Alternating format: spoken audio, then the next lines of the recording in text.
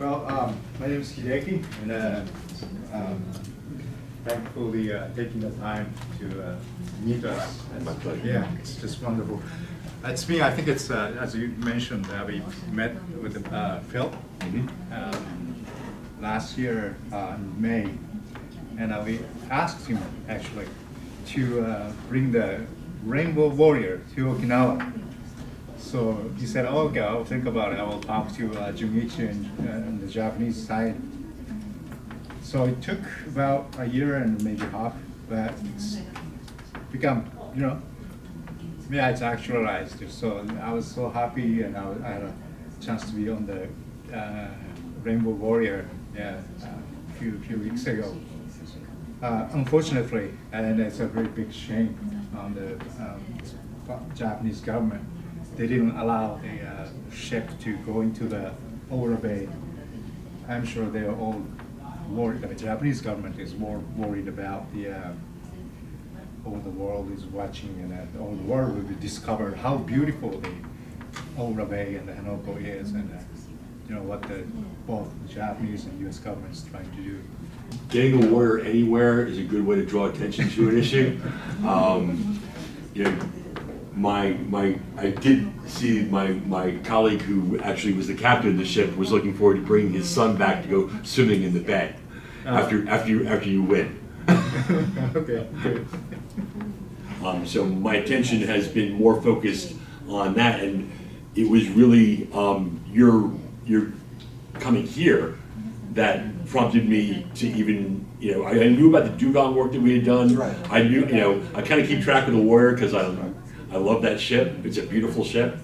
So I knew it was in Okinawa, but I wasn't. And I knew about the long-standing battles against the base there, and again the boorishness of our military. So I was aware of those issues, but I wasn't aware until I saw the video of the fact that people were actually engaging in nonviolent. Could you summarize what the dugong work was for Greenpeace? What did? Again, going back in our history, we began with whales. Right. We then went into, or actually we began with nuclear testing. Right. And then we went into whales. And so I think the dugong work is an extension of that. Right. It's good to see that you'll be able to bring in a lot of college students and more of the younger crowd, because it's getting harder and harder to draw youth to some of what are the older fights that we're having. Again, we've been fighting nuclear power for a long time, and to be honest, climate change has taken precedence. Now, at one point, nuclear weapons was a lot of good work, and again, I think we've been very successful about that. And I just saw today that Sam Nunn, our former senator from Georgia, was reminding people that yes, climate change is a threat, but we still have a lot of nuclear weapons. And so again, the ability to use the Warrior, the ability for Greenpeace and you to actually broaden the amount of people that are interested in the issue. And if we can somehow bring all of our movements together, we'll be stronger than the governments, we'll be stronger than the corporations.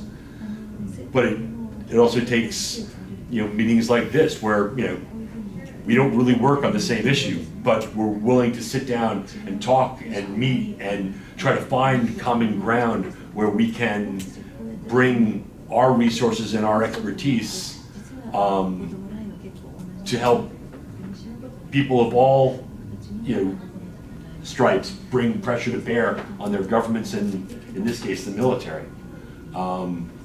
In my youth, I honestly I started working on nuclear power issues because I didn't understand or couldn't see how we were going to bring pressure to bear on the military. It's a very difficult task, and it takes a long time and a lot of hard effort. The American military, not an easy target. The Japanese government, not especially under Abe, not an easy government to move. But Abe reminds me a little bit more of the New Yorkers, where he's more of more of a financial perspective. So that's why I keep on coming back to like make them feel financial pain. Make them absorb. Make my government absorb the cost of keeping them there, because again, we don't like spending money. We'll try to shut down the government over several stupid expenditures, but making our government feel the pain of having to keep our troops there might. Yeah, there's actually a way in which the Abe government and these actions, like manhandling these 80-year-old women and this is the kind of thing that really will, like lighten the fire for saying this is like a global ethical imperative that the Japanese government is, so this is in some ways helping the movement. No, it definitely is. That's honestly, that's the whole. In a lot of ways, that's kind of the point. It's like no, you by practicing nonviolence and having our opponents respond badly is what drives the story. And again, just seeing change occur. In my short lifetime, and seeing how nonviolence has driven major change. I may be sort of biased in that regard, but I think it's the one thing that any average citizen, so long as they have the the internal fortitude to do it,